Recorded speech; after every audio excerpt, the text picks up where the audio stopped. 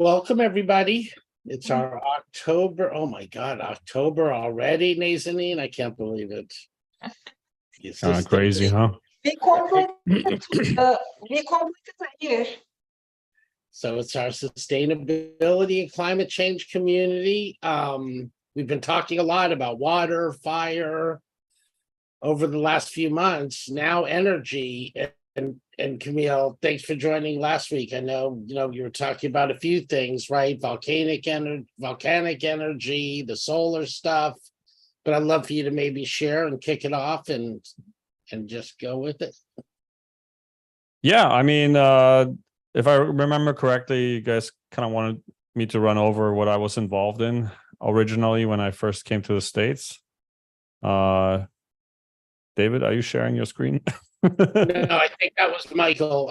Michael, if you might have hit a button on accident. Okay. And so do you want me to talk about that, go over that really quickly informally, and then we do a Q&A, because I think that's the most interesting part. Is that okay? Or you guys? All right, cool. So let me just share this really quick to start off. I didn't prepare too much. David knows I'm juggling a lot of things at this time, but I did want to make this. So this is basically an article that one of our members that were involved in this initially, Eric Vessop, actually posted. He wasn't supposed to, but then it came out. It was basically after the deal didn't go through. But essentially, this is from back in time, like 12 years ago now, 2011, 12, 13 years ago. And we're basically trying to get Hawaii off of fossil fuel within a decade. So it was a super exciting story. And a little bit about my background. I was born in Poland, raised in Germany after I was smuggled over the border by my grandma. And because it was still communism back then and all that. But raised in Germany, and then I fast forward, I became an engineer in Germany with one exchange semester in Hawaii. Now, I got there through all kinds of corners and surprises. It was super fun. I had a great time. I learned nothing but surfing, and that you can get to your goals in life other than through the corporate ladder. There's kind of being hammered into your head when you grow up in Germany, which is great. But yeah, so when I graduated, I decided to go back to Hawaii and look for opportunities. And that's where I, believe it or not, and this is going a little bit off tangent, but it's a fun story. I was looking for opportunities in sustainable energy because that's where I was in the field of. I was working on a consulting project in Germany that was doing, I think, a decoupling project, if I remember correctly. So I was like, oh, sounds like a good story to maybe do in America. And what I was really surprised about was that Hawaii at that time, I think 90% of their electricity was generated through basically crude oil, which is crazy to me when you think of an island like Hawaii that has all kinds of natural resources. So fast forward, I'm looking for jobs, I'm looking for opportunities. And there's this guy that I haven't heard of before, but I heard of this game called Tetris. And so for you, those of you guys that know Tetris, it's been published in 1985, I believe, by a guy named Hank Rogers. And I love Tetris, like probably many of us do. And besides my job search, I wanted to meet that guy. So he was giving a talk at University of Hawaii. I was like, I don't even care what he's talking about, but I want to go there and check it out. And so he started talking about renewable energy and his foundation called Blue Planet Foundation. And it turns out that he basically had a foundation that was switching all the light bulbs from incandescent to LED and working on some policy regulations and all that around the islands. And I thought it was kind of cool. So after the talk that he gave that mainly focused around sustainability in Hawaii, I basically raised my hand during the Q&A section. And I asked, hey, my name is Kamil. I'm a German engineer focused on renewable energy. Do you have a job for me? And then 500 people turn around and start laughing. I'm like, wait, what? I thought that's how you do it in America. Isn't that the way to go? And the funny thing was that we started talking, right? And then after the talk, I had 5 or 6 people come up to me with their business cards, and they all wanted me to be maybe an intern or something else. And there was this one guy that was working on this plan, and he and we got together a couple more times, and we talked about what his vision was. And it turned out that I became the number 3 guy on the team. He had the vision of turning Hawaii into a renewable energy paradise by getting off of fossil fuels. And so because of my background, I was able to kind of project the implementation of the plan with already existing technology. So in the grand scheme of things, if you break it down, Hawaii Island, big island, is sparsely populated, not a lot of people. And Oahu, I think about 120 miles, if I'm correct, away from it, is where the majority of people is. And that's where the majority of the consumption is for electricity. But the cool thing is in Hawaii, on the big island, when I say Hawaii and big island, it's the same. The island of Hawaii is the big island, even though the state is called Hawaii.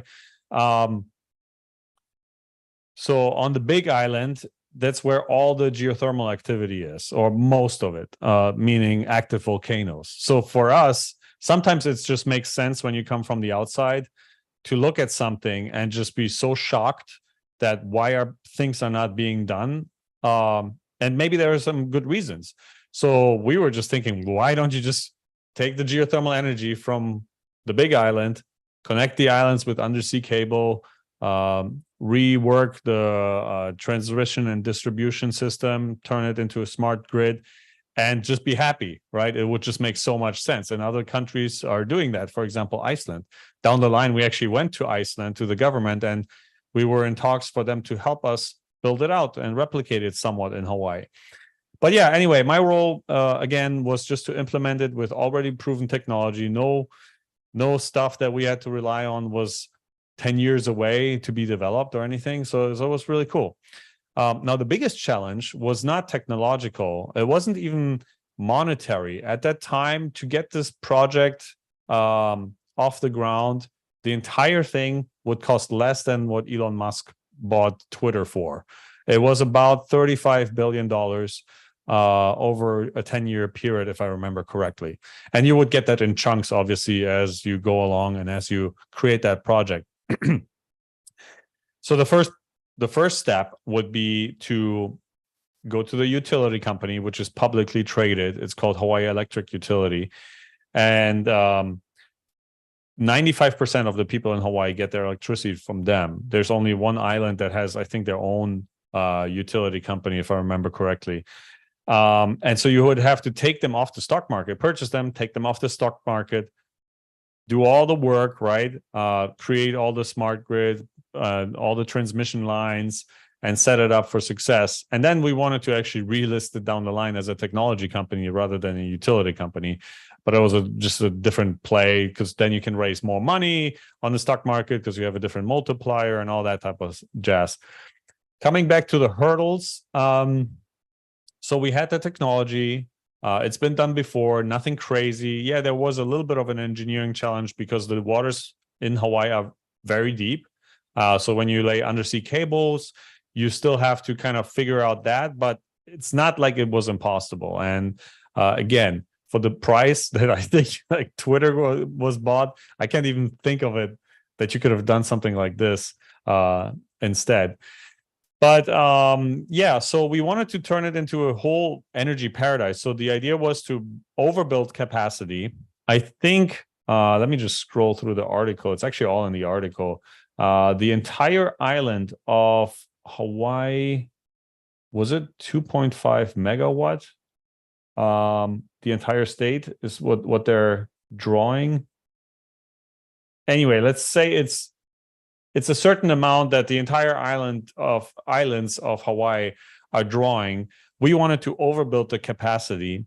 And in order to finance that long-term and stabilize the price of electricity, we wanted to create products like ammonia, for example, that can be created at a marginal cost once you have an almost abundant resource. If you manage it correctly, the volcano, you can just create ammonia and export it domestically to the other states as a fertilizer. And at that time, 50% of ammonia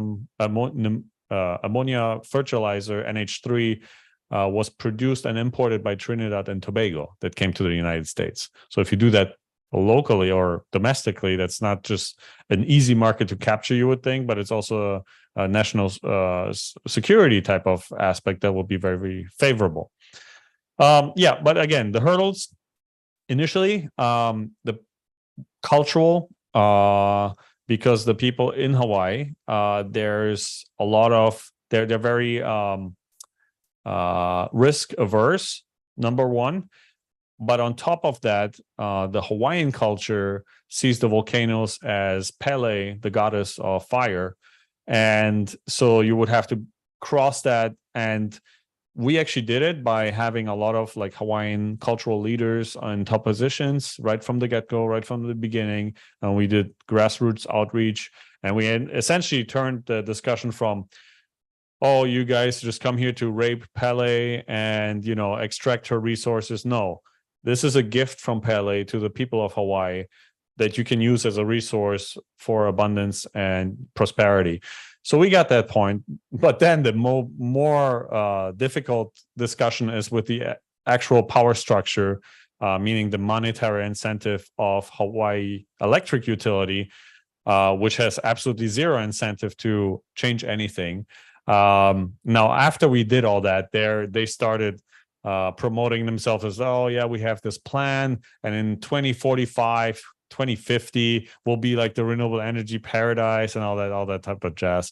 But yeah, there was absolutely no way that we could have make it. I mean, we tried to jump on our plan, but it's risky, right? And again, they're risk averse, and they're already very it's a very well working system for them. So there was just maybe not enough upside for them to change course. Yeah, so I think that is pretty much it. Oh yeah, well, just as a vision, from a vision standpoint, so we did want to connect the islands, mostly use, only use geothermal really as a base load, and then create other forms of renewable energy portfolio, not even just for generation, but also for research. I actually had this awesome guy pitch me, like, I think he's from Barcelona. I don't know if they still do it, but I had the number 3 or 4 Tesla Roadster on the island, straight out of university. I'm like, that's like a crazy life. I couldn't even believe it. I'm like, oh wow, this is the American dream. So it was crazy ups, crazy downs. I got to network with every political leader, every business leader in Hawaii. It was super fun. Mostly like just, you know, I mean, I'm still green, right out of university, so I don't have any experience, but I had a lot of interesting conversations. So it was a great experience. But I had this guy from, so I had this Tesla, and I wanted to get more into electric vehicles. So we were playing around with the idea of creating a racetrack in Hawaii, which was actually not a racetrack, but it was a research facility for electric vehicles and the battery development, because the island of Hawaii, for example, also has, I think, 14 out of 17 or 12 out of 14 climate zones. So that matters for battery research, because you want to know how batteries behave in different climates and altitudes. So, you know, we had a lot of fun. It didn't work out essentially, but that actually is what kept me in Hawaii for about a decade afterwards. And I started working more on startups in general. And yeah, so that's my story. I had a great time. And if you guys have any questions, I'll be more than happy to answer them.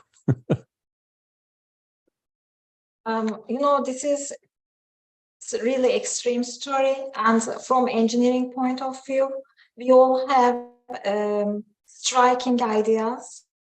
And beginning from the bachelor, we have our group, as you know, and we talk with our groups, and they all just stay as a dream. And your state of this idea and dream state is very high. And from my point of view, you achieved it. It was definitely something.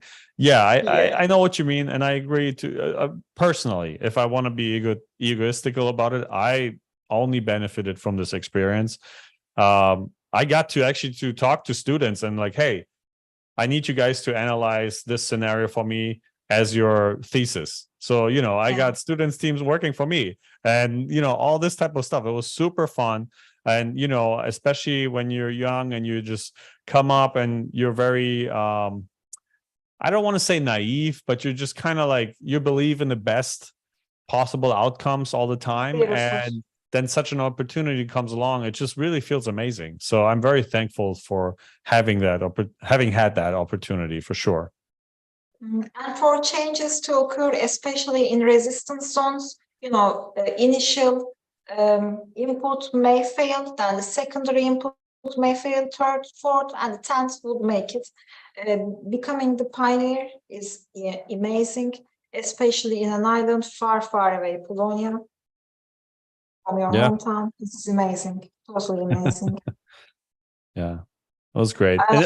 And by the way, towards the end, so we actually did secure a financial partner. It was a bank, a big bank, and so they helped us make an offer to the utility company that was not accepted, essentially. So we made an offer, it wasn't accepted. But here's another cool little fun fact. So in the beginning of the project, I was still here on a student visa, and I actually hired. But so get this, I actually and I have a photo of that. I have to look it up on some of my hard drives. I hired the former director of the CIA, James Woolsey. I'm shaking his hand, not even having a work permit this time. And so it was just such crazy stuff like this, you know, or people that used to work at the White House. Like I was in basically all those graphics in that article that I mentioned. I'll share it here in this chat. I was working on those graphics, just seeing them now is just kind of brings a sense of nostalgia. I remember being there with this guy and like strategizing, and you know, it was really fun. It was a great time. Unfortunately, it didn't work out, you know. I mean, and that got me, honestly, that got me a little jaded. And I think that's just part of growing up a little bit, unfortunately. Because when you see something that just makes so much sense and then it doesn't get done, it does frustrate you a little bit. And you do see a different perspective, you know. There is an episode of Dilbert about the neck of engineering.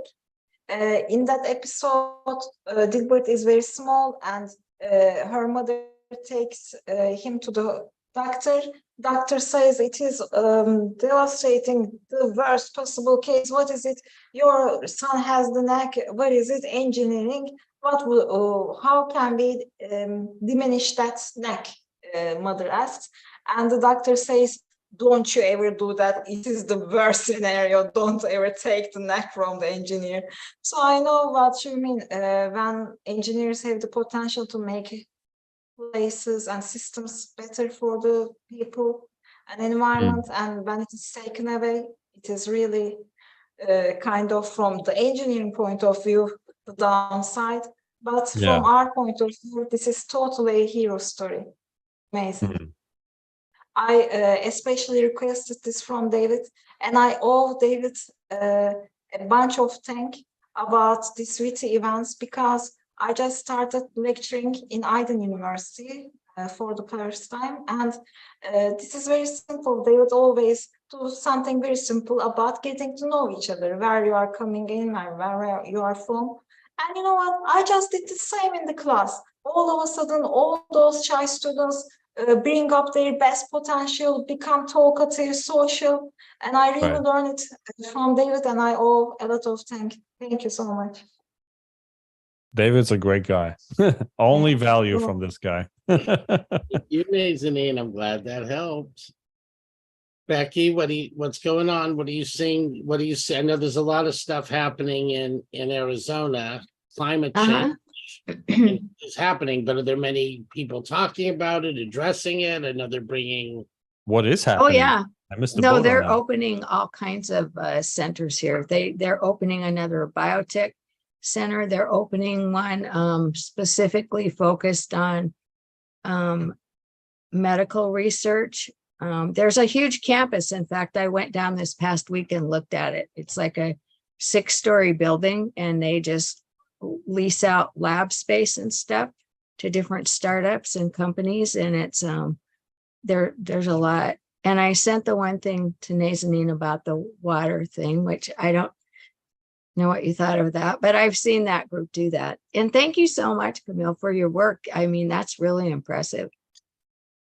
I'm curious if you think that would work other places like Yellowstone Park in the United States, to use some thermal there for something like that. I mean, I would have to look into the economics and what population you're trying to supply with the electricity. Right. But I mean, there's always ways to make it better. And I mean, some of you might scoff at that, but ever since that project, because I'm just looking for solutions, right? I'm not like a geothermal advocate or anything like that. I'm just looking for solutions. And I mentioned that last time already.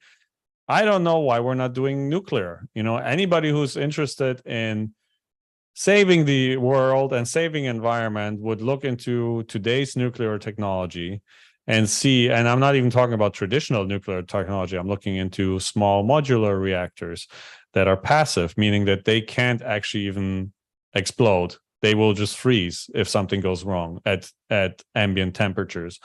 And actually, Bill Gates is investing heavily in that too. Guess also who's investing in nuclear technology is China. They're one of the leaders when it comes to, I think, the newest plants. There is not even a plant in America that was built up to the current standards, because guess what? It takes over 30 years to get a plant off the ground with all the regulation. So I'm just thinking, it's not the energy or the technology that we're lacking. It's the political will. It's there's a different thing that's playing a role why things are not happening. Because in my mind, if you look at nuclear again, and I'm also not a nuclear advocate, there is no technology that is safer. There's no technology that is cleaner and has a smaller footprint than that. But we're not doing it at all. So that just, from a logical standpoint, it doesn't connect, you know? I see Mike. There's something, in general, it is always announced as clean energy. However, little people notice that. Actually, water vapor is 300 times more global warming gas than carbon dioxide. Like methane is 20 Water times. vapor? That's Oh, very I had no interesting. idea about that. That's interesting. And the degree of that water vapor is extremely high. So both in temperature manner and both in capturing the heat in globe manner, it is much more, how to say, But when you like say it's water vapor, forced doesn't that heat. just break down into water when it cools down? I mean, Yeah, but isn't the it thing is just... that it is extremely high, like heat capacity is the key in this point. Yeah. What carbon dioxide is doing is the heat capacity and heat collected by the end of those interactions with the solar rays. And when it is happened with the water vapor, since it is its heat capacity is 300 times more than carbon dioxide, it just captures the heat there. Therefore, it cannot cool down in all of a sudden. And that already heated water vapor is heating like 300 times more, and it keeps heating at different times of global warming. However, indeed, instead of pollutants like PM2.5, PM5, and all those other toxic chemicals from different types of energy power plants, indeed, they have different types of effects on human health, like cancer or other sort of lung disease. As much as I know, each year 1 million people die due to air pollution. So it is, without a doubt, not an air pollution. So nuclear energy may result in global warming, but not air pollution. Mike, did you have a question? Well, I was watching, I think, a TikTok or something, a video that within the last few days, and it was pro-nuclear. And I was kind of surprised. I was like, wow, I haven't seen anything like that in a while. And they were talking about the safety now of the new nuclear. And we have a perception of Chernobyl, and Dude, and take it from me, man. I was 1 year old when Chernobyl happened, and I was in Eastern Poland. Okay. So it's like right next door. And then here's the other thing. I'm surprised we didn't have a nuclear disaster in Florida yet because I live here. But 1 year after I moved to Hawaii, the thing in Fukushima happened. And we're like, oh shit, now all this stuff is coming over here. And but mainly it's old technology. That's just kind of funny. So I would be worried about that a lot, right? And I looked into it as well. But I'm not saying that because I don't have a third eye, nuclear is safe. But I'm just saying, then it's if you really look into it a little bit more, nuclear gets a really bad rep for a specific. Well, it does for a good reason, because we abused it. And here in California, I mean, we used to have these I'm in San Diego, very close to here. There used to be 2 domes that were nuclear that they shut down like 20 or 30 years ago. And it was bad technology. It was old stuff. Yeah. And so the perception, the way government moves so slow, that our perceptions are Fukushima and all these sort of things. And there's new technology, but you don't believe it because of the disasters we've had in the past.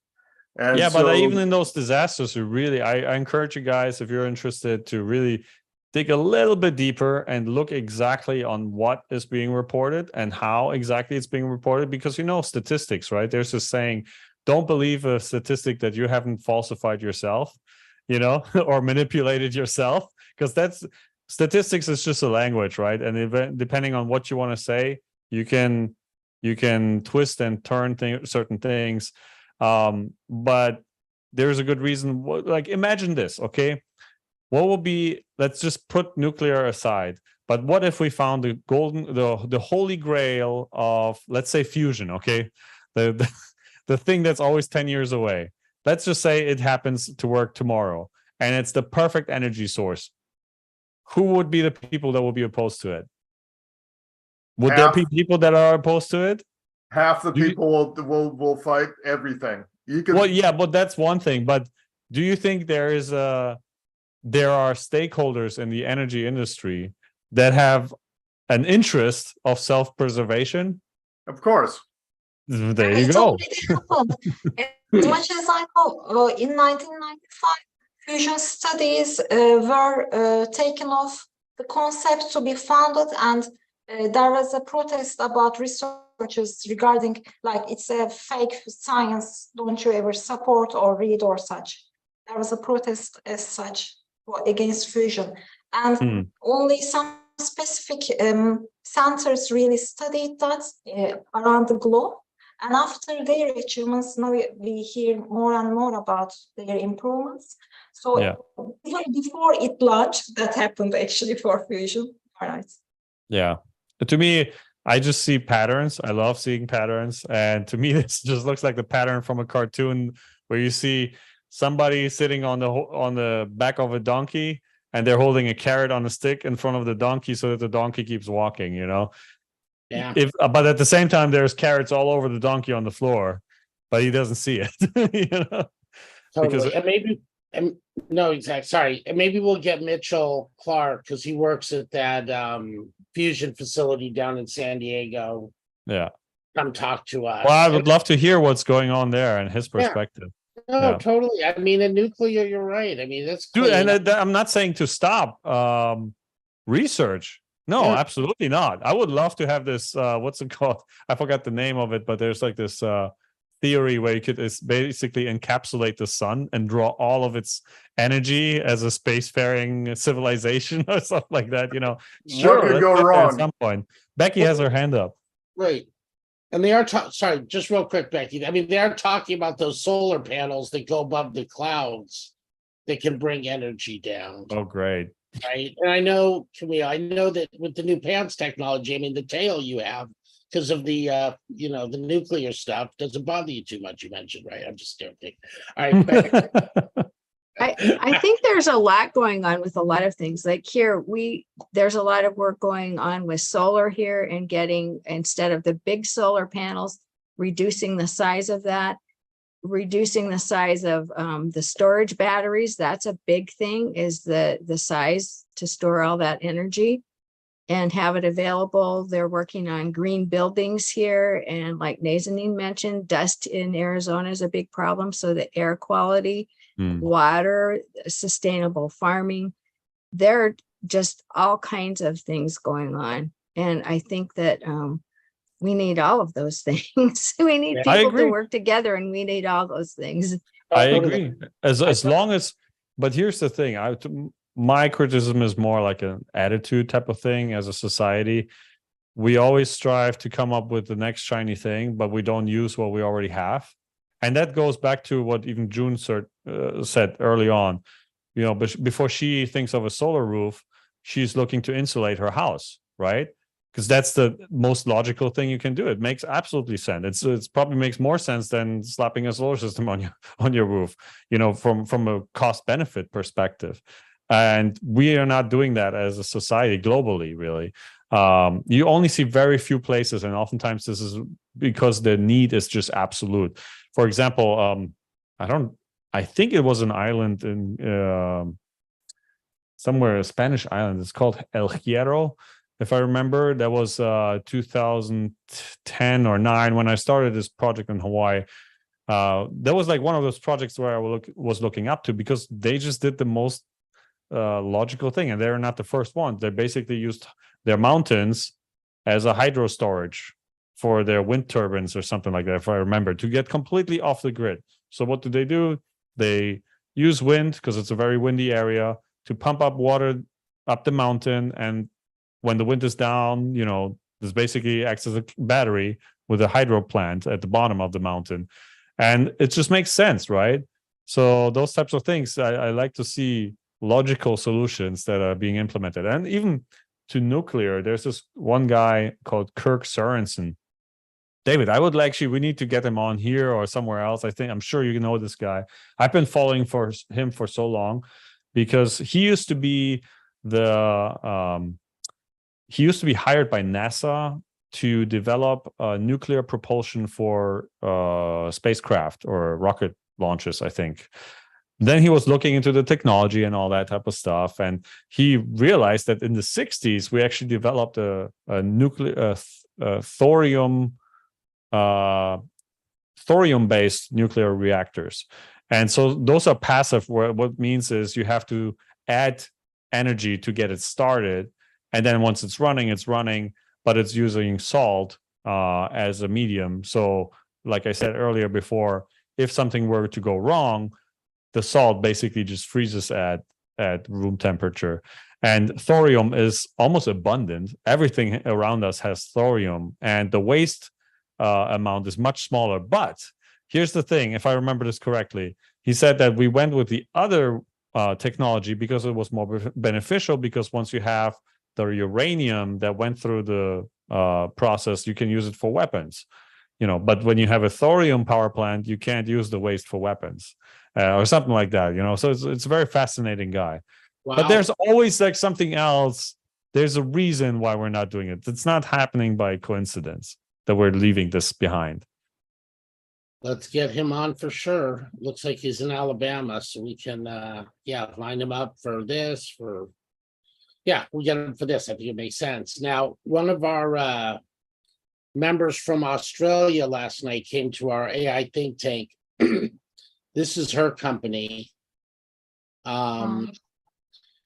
What they do is, they have technology to find, underground water resources.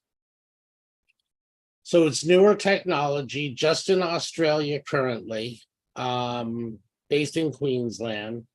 Pretty interesting. I thought we could figure out a way to get her on a show. But again, she's in Australia, Nazanin in Turkey. We're going to have to figure out like another time that's going to align for everybody. I tried last night. I'm like, I had to go. It was a long day.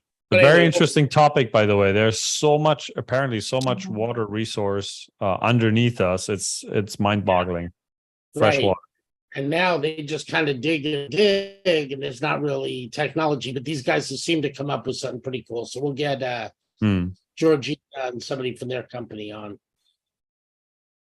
Mafe, Oh, do you want oh, to comment? I saw you come off mute. What's going on? well, I just would like to, first of all, oh, there you go. You already shared it. And well, one of the things that is interesting is, I don't know if you had heard of Buckminster Fuller from back in the days. The name So, name sounds familiar. I'm sure I'm familiar with some of his yeah, work. so Yeah. Well, he what did he write? Rich Dad Poor well, Dad? About some, Was it a the one in relation to what we're discussing right now is on energy is the Dymaxion map that he had created, and he had shown that all the land mass of the world is connected, and by the connection of the land mass that we could all share the energy so that whatever is being used in one part of the world when it's nighttime can be used in another part of the world. And so the I will let me put the link here, which is sounds a really little bit of interesting. something that Tesla was working on, but that's a whole different rabbit hole. One fun fact: did you guys know that the U.S. Patent Office categorically disallows any patents on technology that produces energy from like harnessing energy from the air like Tesla did, even in small amounts? That's fun, what is right? it? It's just driven by ear? I'll send you the link later, but essentially it's something like if you apply for a patent that wants to patent a technology that harnesses electricity from ambient air or from around through free vibration, they won't allow that. Like And- vibration energy I'm not. or like radio frequency Yeah, energy. Right. Yeah. I also studied in that subject, and yeah, it's not that much, but it's an honest work. Like radio No, I mean, frequency energy. apparently Tesla made it work, right? And Mhm. when he was living, he actually had to convince an investor that this was a radio tower, but essentially he Yeah, created I get it. a coil that Mm, was transmitting mm. electricity wirelessly through the air. Yeah, one reason is that those signals has to travel in 3D, but when you apply a radio frequency or Wi-Fi sort of harvesting techniques, you kind of collect it and reduce the power of the signal so that the receiver get error or with low amplitude or have no communication at all. Since it interfere with communication, maybe they did it. I don't know. Yeah, could be. Maybe. I'm just I'm not an expert on that topic, but I just thought it was kind of interesting that they have like a yeah, category and all that. yeah, Definitely a lot of interesting things happening there. And yeah, I mean, it's a fun little thing to go down. definitely. Generally, they any how to say it? I don't want to say mean, but let's say preventive sort of approach, more like they want to prevent the cases that either cannot exist or shall not exist, but for the good. Like perpetual machines for existence, for instance, no one can apply for a patent, it would be rejected right away. Or things that interfere for the good. Maybe I'm just looking from a good perspective, but maybe I'm wrong. That's indeed possible. I don't know. I'm gonna try to find it, but yeah, I'm not an expert on that topic at all. I just heard it and I wasn't aware of that. By the way, Mafe shared a link. This is how we connect land Yes, project. it's not a project. It's just that he created this map to show that all the land mass in the world is connected. Oh my God. Thank you for sharing this. But it's 1954 when he did this. Brilliant guy. He's an architect. Amazing. And he also created the geodesic dome. And I think there's one in Epcot Center in Florida. Thank you for this unique share. That's very interesting, and I didn't know that. Camille, you can take the kids and go check out the Where is that? dome that Matt talked about. It's at Epcot Center at Disneyland or Disney World.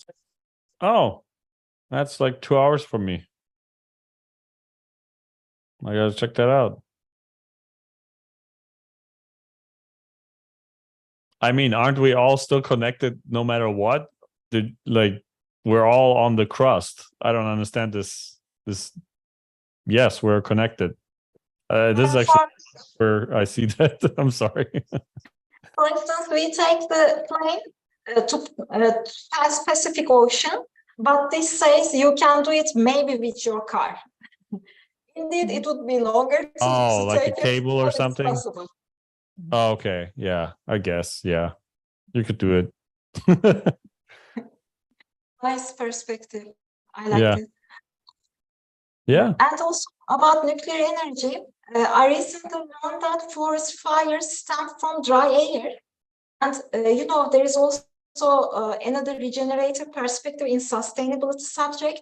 Maybe something is not beneficial for that environment, but it could be really beneficial for another environment. Let's say if we apply nuclear power, those high steam to a dry air forest, maybe it can prevent forest fires. Because as long as the air is high content with moisture content, then the fire do not occur even though it is very hot. Yeah. But if the air is dry or the airflow is dry, then those forest fires naturally have tendency to occur, and probabilistically more, it has higher probability. One fun fact also, since we're on this, how much nuclear waste do you think you would produce in your lifetime for all your energy consumption? If you would have to take a guess. 2 Anybody. tons. How Per can person, you for one give person. a picture for what's the idea of the consumption? For example, Well, American standard life, 80 years, I would say. Average American. But in terms of nuclear power, I work in. If a I'm more nuclear power visual. would be assigned to you, how much waste would you produce, like nuclear waste, extended over your entire life? Because people don't know exactly how much waste nuclear is producing. Yeah, I don't have an idea because I need to picture how can a nuclear power what is the picture of that waste, in terms of like how big it is, like if it's a pie, how big is that, something like that. I needed to have a picture. Sort of. But you understand, right? Like there's waste that's coming. Yes.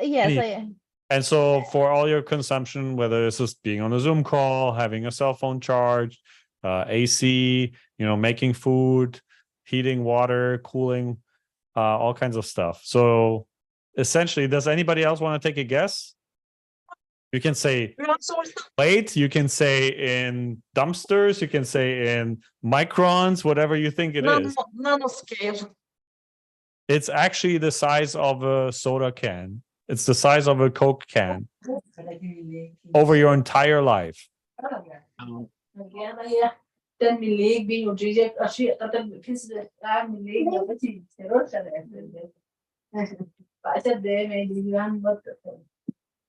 Okay. Adnan, are you talking to us or are you not on mute? There we go. All right. All good. Uh-huh.